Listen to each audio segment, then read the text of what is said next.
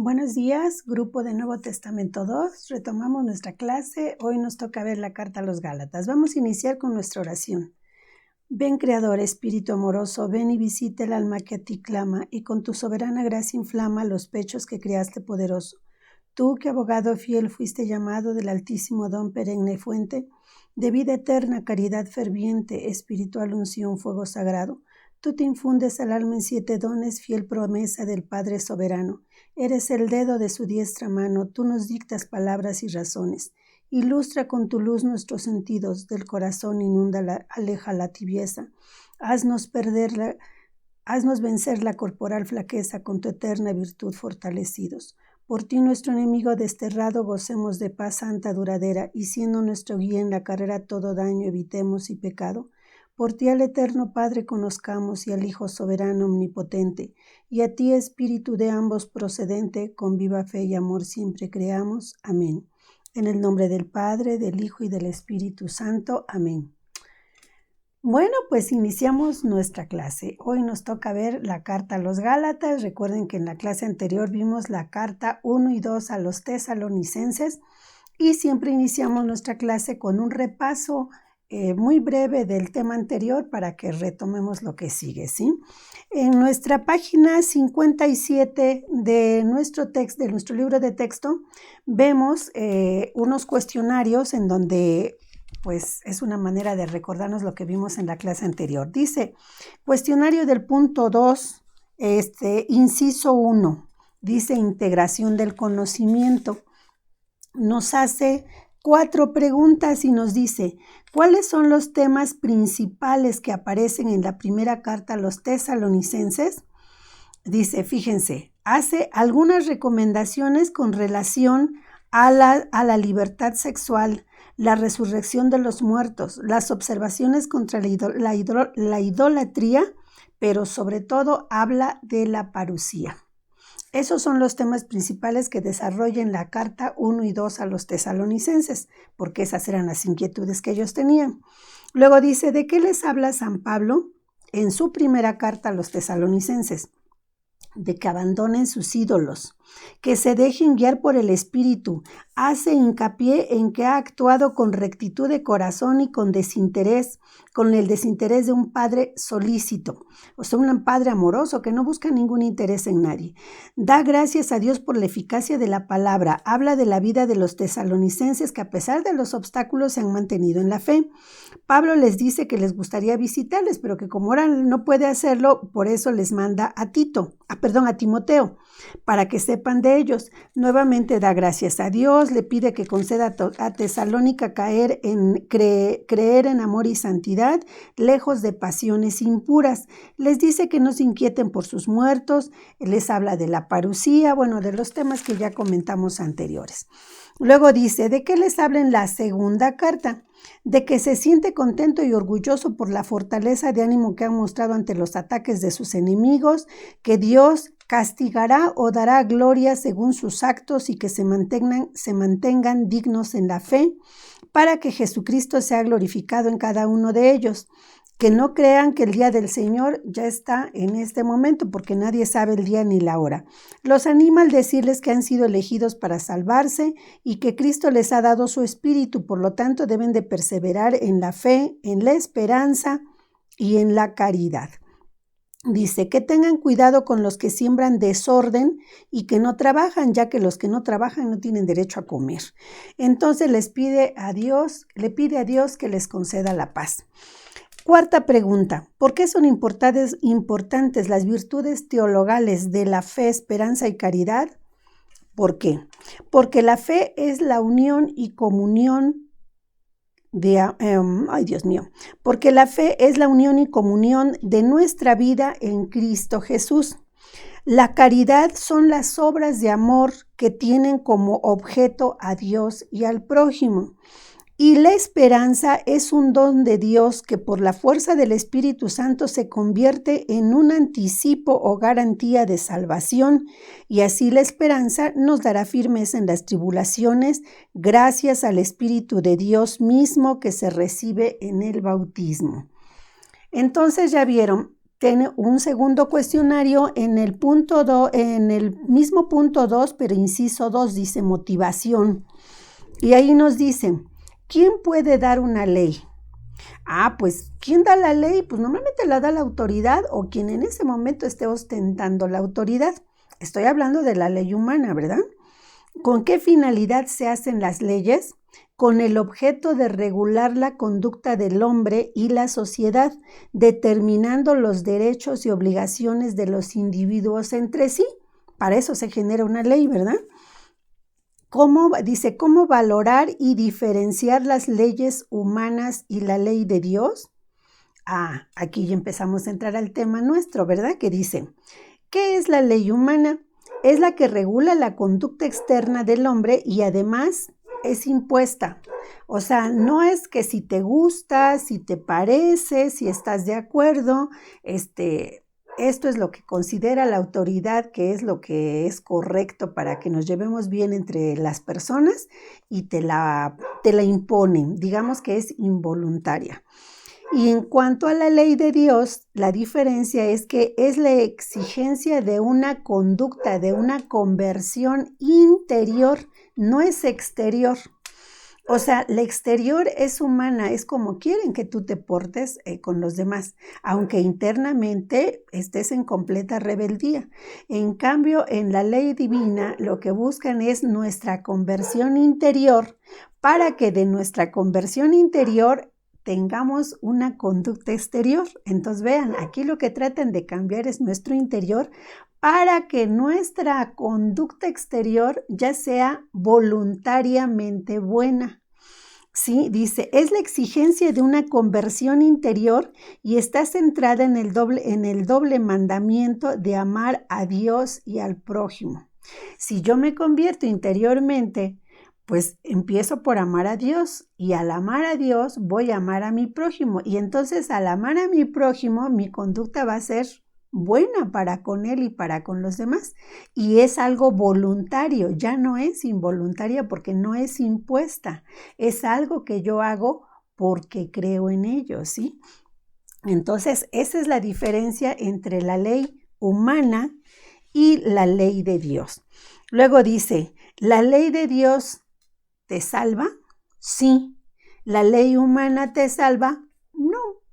Pues te salvará de ir a la cárcel, ¿verdad? En este mundo y todo, pero finalmente, si no hay una conversión interior, aunque tu conducta exterior de alguna manera sea buena, sí, porque cumples con la normativa, pues no puedes alcanzar la salvación, ¿verdad? Porque internamente, pues no sabemos qué clase de vida o cómo piensas o cómo actúas cuando la ley no te puede ver o no te puede atrapar, ¿verdad?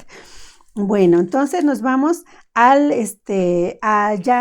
con esto ya hicimos un breve repaso de lo que vimos en el tema anterior. Ahora vamos a ver la carta a los Gálatas.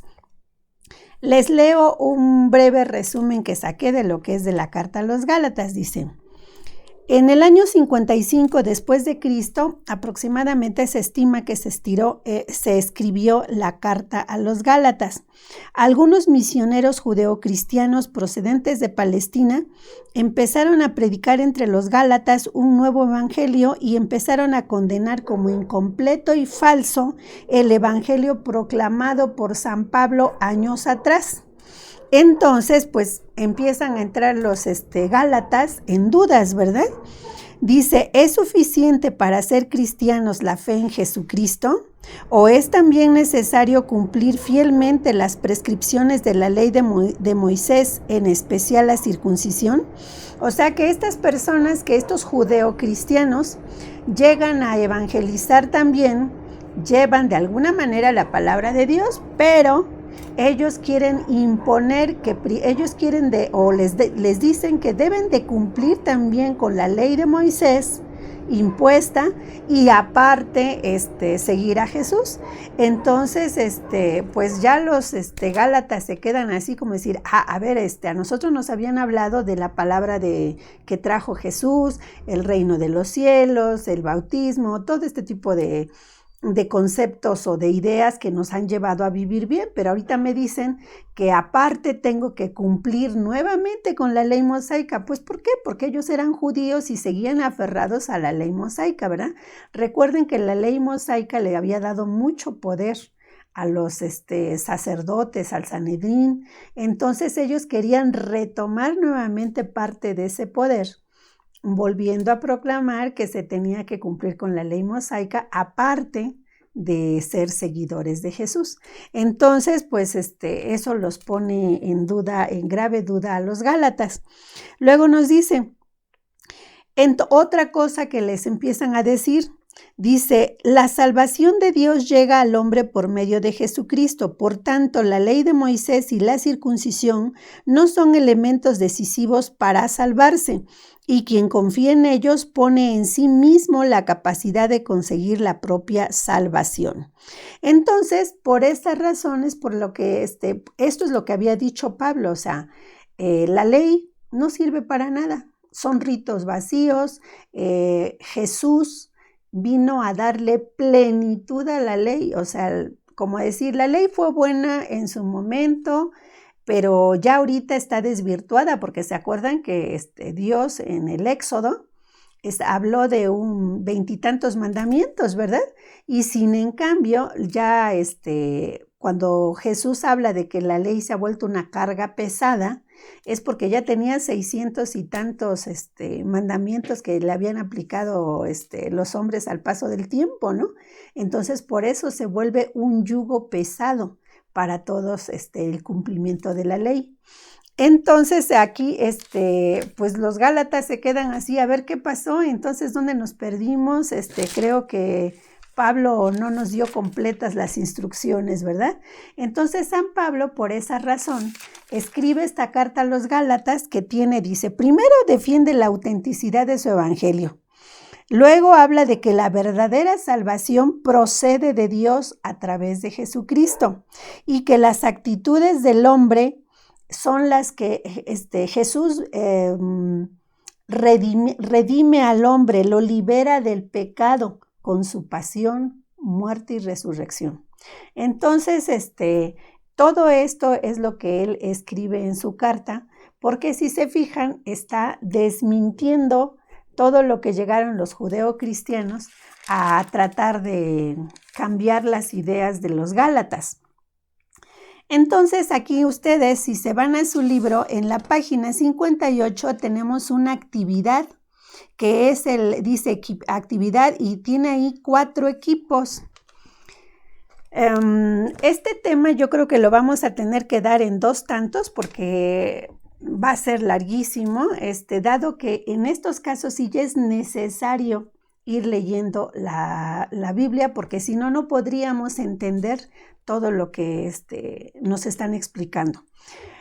Por otro lado, yo les dejé como tarea la vez pasada que sí leyeran la carta, pero sí es conveniente que la vayamos analizando. Entonces, probablemente este tema lo veamos en 2 clases, pero vamos en tiempo, ¿eh? Así que con calmita, yo creo que todavía, a pesar de todo, nos va a sobrar tiempo. Aquí nos dice que los del equipo 1 van a leer y nos pone allí 5 citas. 5 citas bíblicas. Y que de estas vamos a contestar el Evangelio. Entonces, vamos a leer esas citas. Entonces, en las citas bíblicas nos dice primero que leamos Gálatas 1 del 6 al 12. Entonces, se los voy a leer. ¿Por qué? Porque esto es lo importante. Toda la carta a los Gálatas está resumida en estas citas que vamos a leer, ¿sí? Entonces dice 1 del 6 al 12. Nos dice aquí, yo ya no veo muy bien porque la verdad es que yo, a pesar de los lentes, tengo problemas ya para ver. Entonces nos dice, Me maravillo de que tan pronto hayáis abandonado al que os llamó por la gracia de Cristo para pasaros a otro evangelio. No es que haya otro, sino que algunos os están turbando y quieren deformar el evangelio de Cristo. Pero aun cuando nosotros mismos o un ángel del cielo os anunciara un evangelio distinto del que os hemos anunciado, sea maldito. Os vuelvo a repetir lo que ya tengo dicho. Si alguno os anuncia un evangelio distinto del que habéis recibido, sea maldito. ¿Qué creéis que ando buscando? ¿Qué creéis que ando buscando ahora, el favor de los hombres o el de Dios? ¿Pensáis que intento agradar a los hombres? Si todavía tratara de agradar a los hombres, ya no sería siervo de Cristo. Entonces, ¿ya vieron? Hasta el 12, perdón. Porque quiero que sepáis, hermanos, que el evangelio anunciado por mí no es de orden humano, pues yo no lo recibí ni aprendí de hombre alguno, sino por revelación de Jesucristo. Entonces ya desde ahí él nos está diciendo, a mí ningún hombre me enseñó el evangelio, bueno, ni los apóstoles, yo lo recibí directamente de Jesucristo. Entonces, eso es lo que nos dice en la primera cita. En la segunda, que dice capítulo 2, versículos del 14 al 21, dice, del 14 al 21. Dice, pero en cuanto vi que no procedían rectamente conforme a la verdad del evangelio, dije a Cefas en presencia de todos, si tú siendo judío vives como gentil y no como judío, ¿cómo fuerzas a los gentiles a que vivan como judíos? Nosotros somos judíos de nacimiento y no gentiles pecadores, a pesar de todo, conscientes de que el hombre no se justifica por las obras de la ley, sino por la fe en Jesucristo, también nosotros hemos creído en Cristo Jesús. Tratamos así de conseguir la justificación por la fe en Cristo y no por las obras de la ley. Pues por las obras de la ley, nadie será justificado. Ahora bien, si buscando nuestra justificación en Cristo resulta que también nosotros somos pecadores, ¿está Cristo al servicio del pecado? De ningún modo. Pues si vuelvo a edificar lo que una vez destruí, a mí mismo me declaro transgresor. En efecto, yo por la ley he muerto a la ley a fin de vivir para Dios. Ahora estoy crucificado con Cristo. Yo ya no vivo, pero Cristo vive en mí. Todavía vivo en la carne, pero mi vida está afianzada en la fe del Hijo de Dios que me amó y se entregó a sí mismo por mí. No quiero anular la gracia de Dios, pues si por la ley se obtuviera la justicia, Cristo habría muerto en vano. Bueno, entonces ahí tenemos la segunda cita. La tercera cita, 4, del 4 al 7. Aquí está. Dice, pero al llegar la plenitud de los tiempos, envió Dios a su Hijo nacido de mujer, nacido bajo el régimen de la ley, para rescatar a los que se hallaban sometidos a ella y para que recibiéramos la condición de hijos. Y dado que sois hijos, Dios envió a nuestros corazones el espíritu de su Hijo que clama, Abba, Padre. De modo que ya no eres esclavo, sino hijo, y si eres hijo, también heredero por voluntad de Dios. Capítulo 5, versículo 1, 13, 16 y 26. Capítulo 5. 1. Nos dice 5.1. Para ser libres nos ha liberado Cristo. Manteneos pues firmes y no os dejéis oprimir nuevamente por el yugo de la esclavitud. Luego va el 13. Vosotros, hermanos, habéis sido llamados a la libertad, pero no toméis de esa libertad pretexto para la carne. Antes, al contrario, servíos unos a otros por amor. Luego va del 16 al 26. Y nos dice, os digo pues que procedáis según el Espíritu, sin dar vía libre a las meras apetencias humanas, es decir, a la carne, pues la carne tiene apetencias contrarias al Espíritu y el Espíritu contrarias a la carne, y son tan opuestos entre sí que no hacéis lo que queréis. Pero si sois guiados por el Espíritu, ya no estáis bajo la ley. Ahora bien, las obras de la carne son bien conocidas: fornicación, impureza, libertinaje, idolatría, hechicería, odios, discordia, celos, iras, ambición, maldición, divisiones, disensiones, rivalidad, borracheras, comilonas y cosas semejantes. Sobre todo esto os prevengo. Ya os advertí que quienes hacen tales cosas no heredarán el reino de Dios. En cambio, los frutos del Espíritu son amor, alegría, paz, paciencia, afabilidad, bondad, fidelidad, modestia, dominio de sí. No hay ley que condene tales cosas. Además, los que son de Cristo Jesús han crucificado la carne con sus pasiones y sus apetencias. Si vivimos por el Espíritu, sigamos también al Espíritu. No seamos vanidosos, provocándonos los unos a los otros y envidiándonos mutuamente. Entonces, ya vieron qué fuerte, ¿verdad? Nos vamos al último que nos dice capítulo 1, versículo 11. Dice, porque quiero que sepáis, hermanos, que el evangelio anunciado por mí no es de orden humano, pues yo no lo recibí ni aprendí de hombre alguno, sino por revelación de Jesucristo. Y luego hasta el 2:10 dice,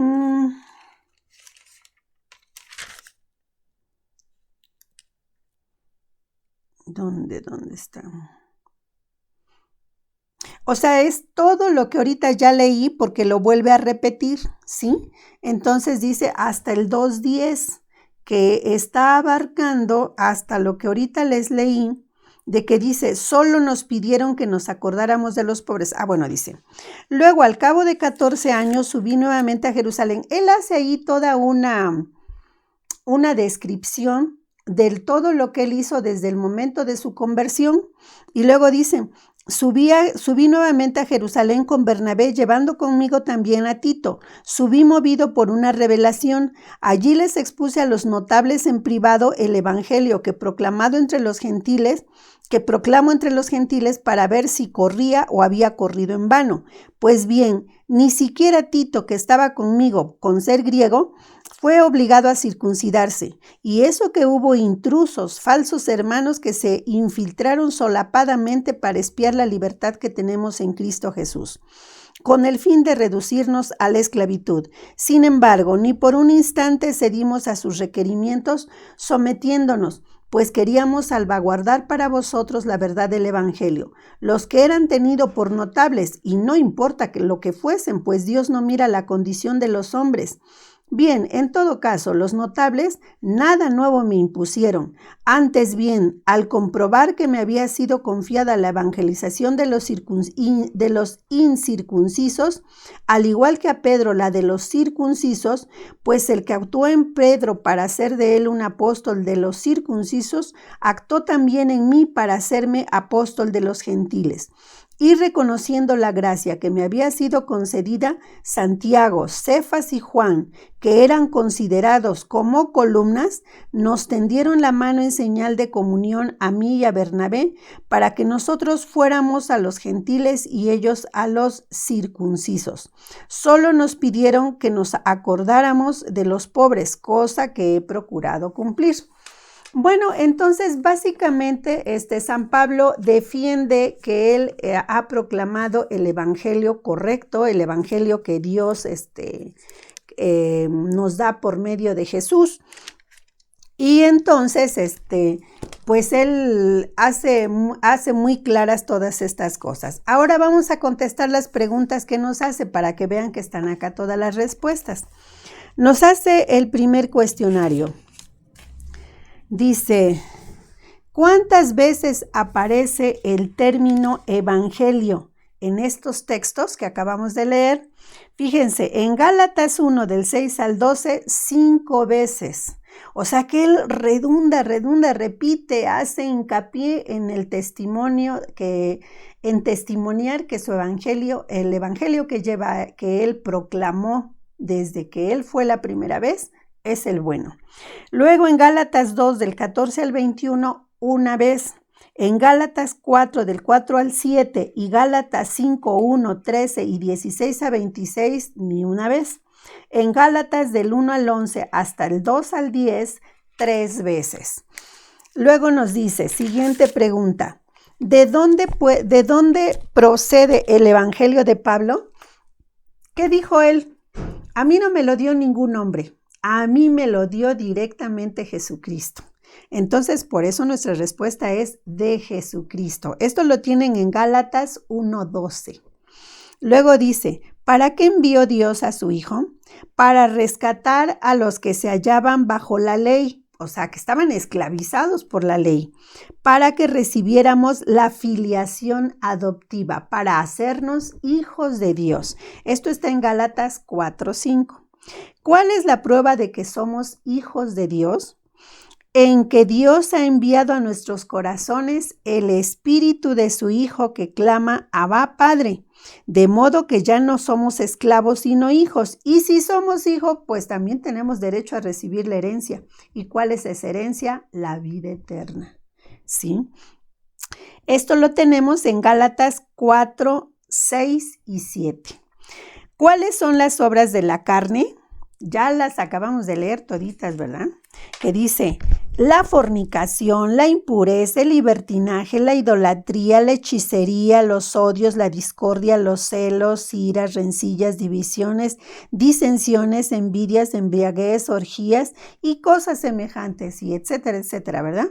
O sea, todo lo que nosotros conocemos en nuestra catequesis como lo que son pecados capitales en todas sus diversas presentaciones, es lo que nos está mencionando aquí San Pablo. Luego dice, lo van a encontrar ustedes en Gálatas 5 del 19 al 21. Ahí está la respuesta de la pregunta 5. ¿Cuál es el fruto del Espíritu?